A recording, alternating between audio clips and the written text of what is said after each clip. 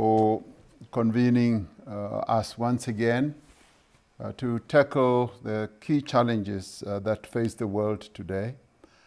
And I'd like to thank Antonio for setting the scene in the way that he has, because in many ways he has dealt with the current conjuncture that confronts the world and what the challenges are. And without repeating what he said, we face a situation where the world is confronted by a fraying, a weakening multilateral system, which we need to embolden and to strengthen.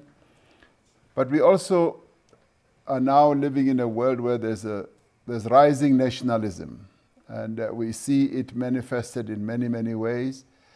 And we've just recently seen the ugly side of it with vaccine nationalism, where the more developed countries that are able to develop vaccines are hoarding the vaccines because of their muscle power in terms of finance. They've gone out and they've bought up all the vaccines and ordering much up to 10 times more than what their own populations need, and almost denying access to more developing countries. We're also seeing rising racism, and nearly every week you now hear stories of racism that just disturbs one as you contemplate it. Climate change is another one. It's a major one for African countries because in the main, the less developed countries have not really been responsible for the climate change that we are seeing, but they are being devastated by it. And there's a trust deficit that is just growing on an ongoing basis. Inequalities on the ascendancy, gender inequality as well, and this economic collapse as a result of the pandemic that we are facing. And we now need to confront all these challenges. And as we're confronting the current COVID-19 situation, we've got to find ways of building back better. And Pedro has touched on the number of issues that we need to work on. For instance, strengthening the multilateral system. And I'd like to spend just a few minutes on what we've done in Africa, just to strengthen the multilateral system, to strengthen collaboration. As COVID-19 started hitting a number of countries in Africa, I was then the chairman of the African Union, and I felt that there was a great need for the continent to work together, and got a sense that no country on the African continent, where most of us are developing countries, would be able to handle this on its own. And we set up structures and even got our Africa Center for Disease Control to be propped up and to function, and now it has really come into its own and developed a strategy for the whole continent. And having done that, to also set up a medical supplies procurement center so that no single country in Africa should be outbidding the other as we buy personal protective equipment. And that platform has helped also to generate a lot of economic activity on the continent, from a manufacturing base and a selling platform for all the 55 countries on our continent.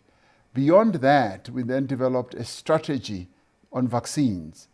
As we saw the more developed countries gathering together lots of money and ordering the vaccines from vaccine developers and manufacturers, we felt that we would be left behind. And it conjured up a memory of the past where, for instance, Africa in the main was always the last to get vaccines or to get any type of curative medicines like HIV medicines. We were 10 years behind the world, but we felt that we needed to be up there with the developed countries. And we could only do so when we acted as one. And this is where we have seen the strength of a multilateral system in Africa, where the African Union really became strengthened in dealing with the pandemic. Admittedly, the extent of infections on the whole continent was not as high as in many other parts of the world. A few countries were really devastated, South Africa and a few other countries in the north. But at the same time, the working together, the collaboration was at a very high level, and we were able to put our best foot forward. And it talks to also how we can start addressing the health system also on the continent. Precisely one of the issues that Pedro also mentioned. The other important issue that has to be addressed is about general inequality as well as gender inequality. This is where the role of women has to be brought up as an important area that we need to address as the world. We were all delighted when we got the first woman Director General of the World Trade Organization, and who so happens to be an African. But we want to see more women in various other disciplines and from various parts of the world. So that is something that needs to be addressed. The truest measure of success, as I have to conclude, is going to be how we possibly handle 4 issues.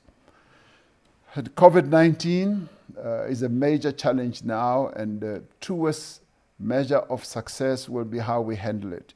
Secretary General has spoken about a global governance system on vaccines. We don't have it, and we now need to find a way of setting up a global system so that no one is left behind, no country is left behind, and that vaccines should be seen as a global good, where access is not denied to anyone. The other one is going to be climate change. We do need to do much more on climate change, and economic development is another important one. The Secretary General has referred to special drawing rights. Part of the work that we've had to do as a continent is to deal with issues of debt that many countries on the continent have. And we've been to the various financing institutions, the World Bank and the IMF, as Africa, talking together with one voice. And I've been advocating for special drawing rights to be increased. And it almost seems like we are just whistling in the wind, because the message is not being heeded, and the more developed countries are hoarding the special drawing rights that they have. And this is another area which I believe needs to be addressed very seriously. And of course, the SDGs is going to be another area that will determine whether we are going to be successful or not. So the global governance system, where solidarity, collaboration, and the strengthening of multilateral institutions, those are issues that need to be addressed, because once we address those, we are then able to have the levers. We are then able to have the tools that will enable us to address all these important issues. I welcome this meeting, because out of this should be able to grow a new approach. The world is in need of a new approach that is going to break down the nationalism that we are seeing rising in the world.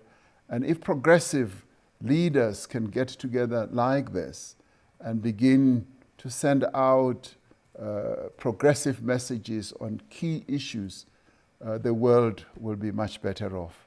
Thank you very much.